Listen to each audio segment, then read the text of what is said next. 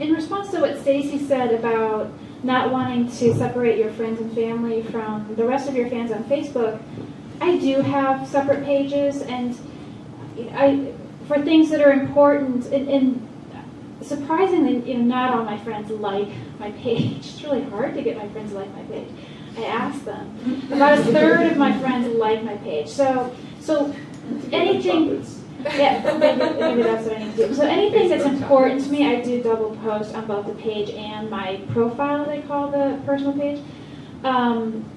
And if I had a book reading or if my book were published, I would definitely double post all of that. And it might annoy people who like my page, but I'll do that for those important things. But for the others, I have to kind of decide which to post where. But the reason I separated them is that then I can, friend or have fans with anybody on the one, and then I can write things about my kids and my vacations and things like that on the other. So I guess it's just a personal choice, but I do choose to separate them.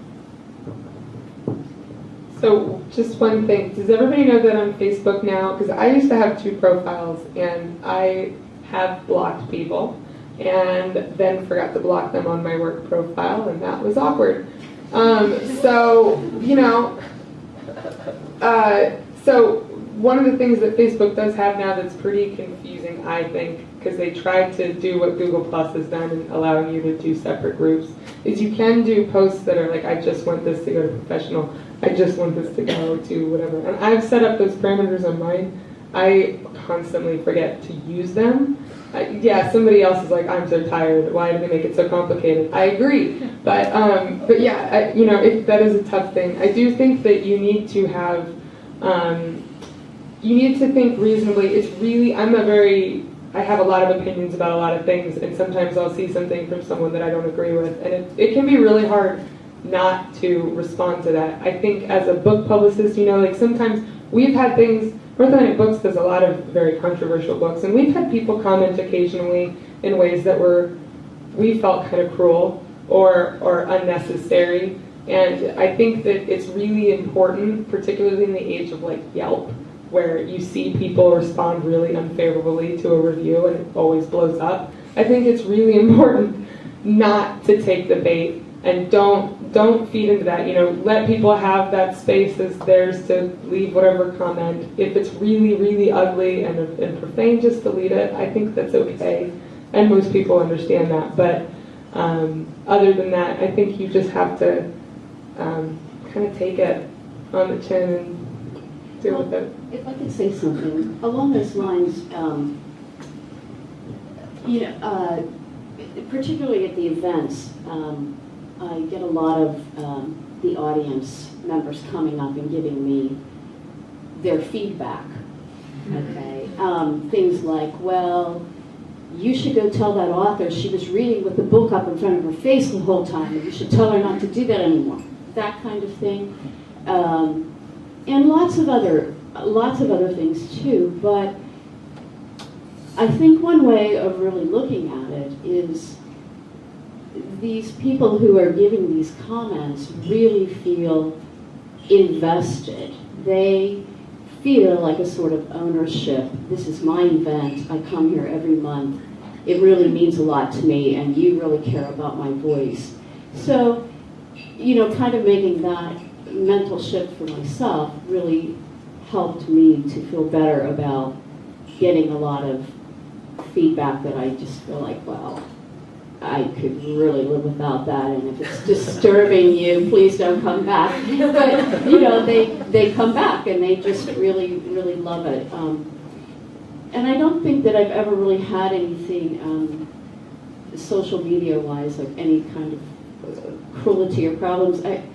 I'll say that I feel really fortunate. Our series gets a lot of love. Authors want to read there. They're always contacting us. They're lined up for months and months, and then they tell us it's the best reading they've ever had.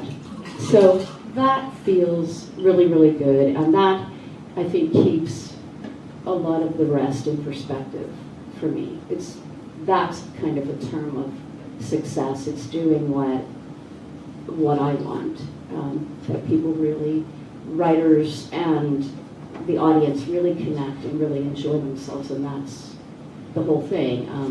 Books are bought, sometimes not as many books as people might have hoped, but then they've told me immediately thereafter they've had a big spike on Amazon.com.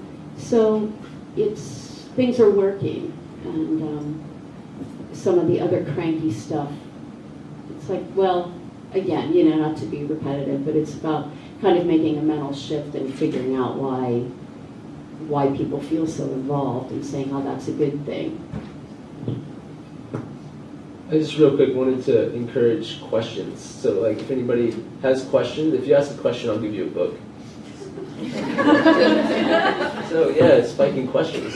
I mean, look, Yeah, your choice. what do you tell authors who are not natural-born schmoozers, but who are worthwhile authors? And is there just going to be no place in the 21st century for the Salingers? There's always going to be a place for the Salingers, right? Because they're going to be doing their thing regardless, I mean, I don't buy into the whole fact that, like, J.D. Salinger's just not going to write in, like, 100 years. Like, he's not writing to engage in real time with people. That's not the point of that particular kind of author, I don't think. And I don't think that that's going to go anywhere, personally. But if we don't find out about it, what? Right. Well, that's another thing. But in terms of encouraging potential authors who tend to be reclusive, I mean, I would encourage them to get involved in again what makes sense to them. Whether that's maybe they would be interested in not so much like a live reading, which I do encourage. But if they're not into that, don't force it. It could turn out badly for you, for the author. But maybe they want to contribute a blog entry to a literary website, right? And in that sense, you're able to get your name out and to participate in a community, right? Without actually having to go in front of public, for instance. There are ways, I think, that you could do that. Sure.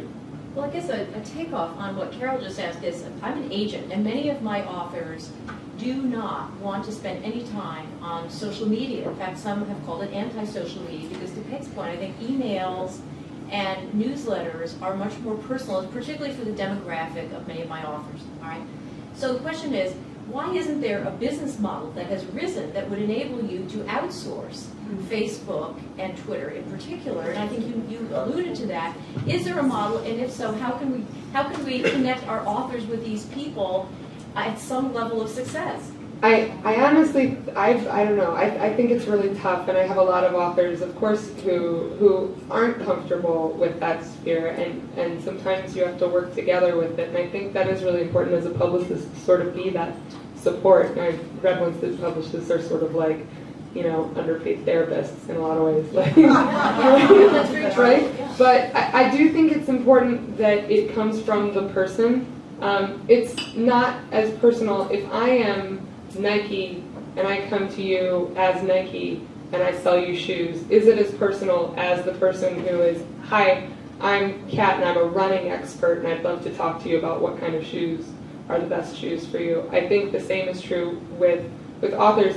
The great thing about social media, sometimes it's about how you spin it too, which is doesn't always work.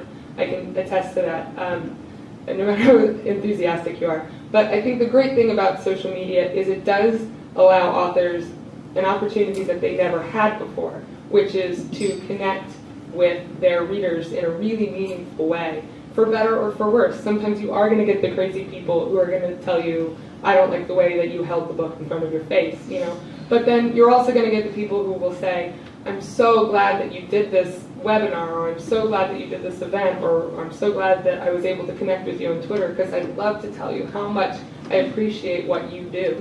And I think that people get overwhelmed by the amount of work in it, but the payoff is that you, for the first time, can have somebody connect with you and say, I love what you do, I want you to do more of it. So I think that's really important.